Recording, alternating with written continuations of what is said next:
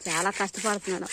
చేపలు మాకైతే కాదులేండి, ఈ చేపలు ఎవరో డబ్బులు ఇస్తామంటే చేస్తున్నారనమాట. ఈ చేపను సామాన్యంగా మన వల్ల కాదు, గట్టిగా ఉండిద్ది చేప. అసలు చూడండి ఎలా కలిగి కావట్లేదు బండ మీద. రూపుచెంది చేప అంటారనమాట. ఇది ఫ్రైకి చాలా బాగుండిద్ది చేప.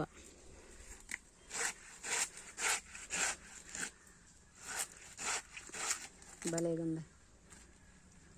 కత్తిపీట కూడా తొందరగా తెగదనమాట, అంత గట్టిగా ఉంటుంది చేప.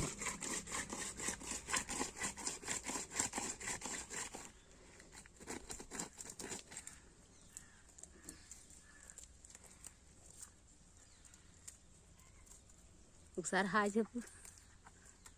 అయిపోతుంది. Okay okay.